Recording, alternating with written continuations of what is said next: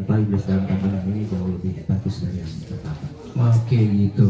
Buat ibu kasih dikit juga tuh apa yang bisa disampaikan kira-kira. Kalau yang saya tahu kan aku kenal Pak Jo itu dari 2019 ya dalam Iblis. Iya. Nah dari sini saya bisa melihat ya Pak Jo itu yang saya kenal karakternya dia kalau ngambil keputusan gak gegabah. Oke. Dia benar-benar dipikirin sampai benar-benar cari momennya pas banget gitu loh. Seperti sampai filmnya itu bisa sampai meledak ya, kayak termasuk dalam 10 urutan terbesar kayak kemarin Saranjana ya. Iya. Nah yang sekarang juga dia tuh pikirkan baik-baik, yang saya suka karakter dia seperti itu. Dan akhirnya ibu pun juga akhirnya oke, aku produserin kayak gitu ya. Iya.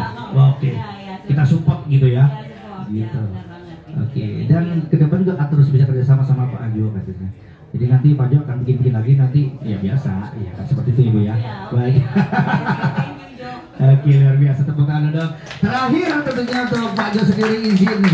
Ya, Pak Jo juga Mas Jo. Nah, ini kalau dari film pertama dan kedua sequel ini, kira-kira bakal ada lagi sequel-sequel selanjutnya nggak? Untuk ide sendiri. Waduh. Panjang lagi tuh ceritanya tuh. Assalamualaikum warahmatullahi wabarakatuh. Waalaikumsalam warahmatullahi wabarakatuh. Akhirnya saya bicara. Iya. Welcome, terima kasih buat teman-teman wartawan sudah mau datang di tempat kita gitu dan menerima undangan kita. Dan saya terima kasih dulu. Terus sebenarnya kita harusnya sebenarnya Iblis dalam Kandungan 2 ini adalah cikal bakal untuk kita bikin sebenarnya duluan. Oke. Karena Iblis dalam Kandungan 2 ini adalah sebenarnya jawaban dari semuanya gitu.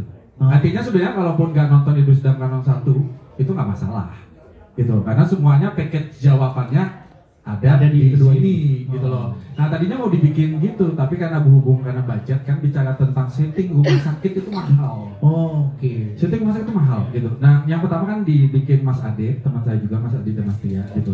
Yang kedua ada perubahan, akhirnya saya yang pegang jadi sutradara gitu. Di sini sebenarnya saya menggabungkan horor dengan trailer sebenarnya.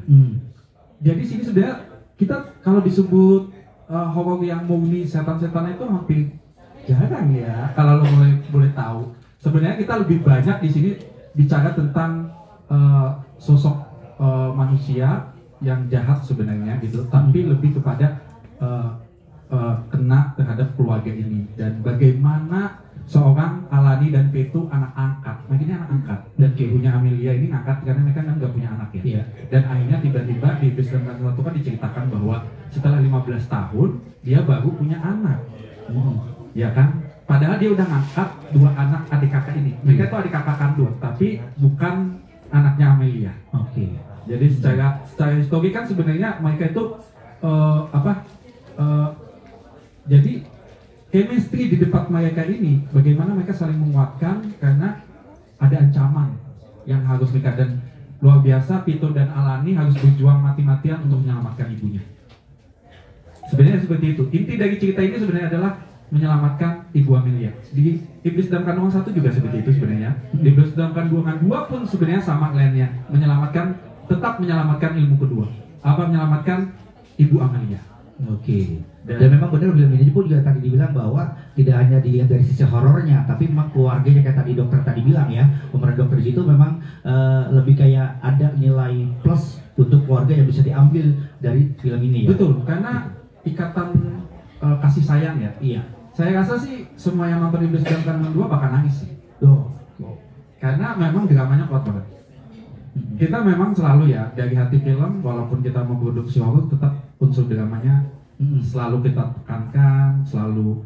Makanya saya senang banget Mbak Widi mau nggak ya jadi Ibu Amelia pada saat itu ya Bu, gitu kan. Pada saat itu saya bilang, saya kalau milih pemain, saya harus kirim dulu nih naskahnya ke mereka. Saya nggak mau gitu loh, kalau mereka pemain cuma berdasarkan mau main aja, bisa kata cuma butuh duit doang gitu ya. Dan mereka itu rata-rata saya kirimin dulu naskah, entah itu naskahnya detail banget ya Bu, detail sampai KT kesini ke situ, detail banget sampai detail ini nanti bersinggungan sama siapa, dengan ini dengan karakter ininya. Nah Bu Widi mungkin jarang ngelihat sundukan naskah kayak gitu, yuk ketemu. Oh senang hati banget gue gitu, ada Ibu Widi yang mau datang ke rumah saya lagi ya Bu. Datang ke rumah saya terus ngebahas, karena dia senang banget dengan karakter itu. Nah sama dengan film-film saya Sebelumnya? ya enggak sebelumnya juga dan yang akan datang juga itu sama. Semua pemain kita akan kirim naskah dulu. Kita bicara harga belakangan dulu. Lu suka dulu nggak? Iya suka dulu nggak naskahnya? Mau nggak? Baru jadwal, baru harga. Iya. Memang akhirnya ada nama tersebut bahwa aku menyambung Amelia ini dari karakter sebelumnya gitu. Aku nggak ada masalah sama sekali. Malah dulunya memang bener. Sampai sekarang bahkan aku dibilang mirip-mirip gitu. Jadi kalau kemana-mana pasti orang kalau masalah sebut namaku tuh pasti namanya Nafa gitu. Kalau kita mau sebut. Nafa ubah. Dan itu udah jadi lucu-lucuan. Kita kalau ketemu juga gitu. Dia memang ada campurannya. Aku kan Indonesia asli, ya kan? Gitu. Jadi intinya sebenarnya ya itu ujian lah. Jadi buat aku ya udah kenapa sih gitu. Dan emang karena aku suka karakternya. Kalau memang karakternya nggak berbicara gitu, mau cerita sebagus apapun, mohon maaf nih, ceritanya bagus, tapi karakter yang aku mainin itu kayak oh gini aja ya gitu. Ya kalau bisa diubah, kita ngobrol sama penulisnya sih keren banget, tapi kan siapalah kita gitu ya. Jadi buat aku antara lain dua itu mas.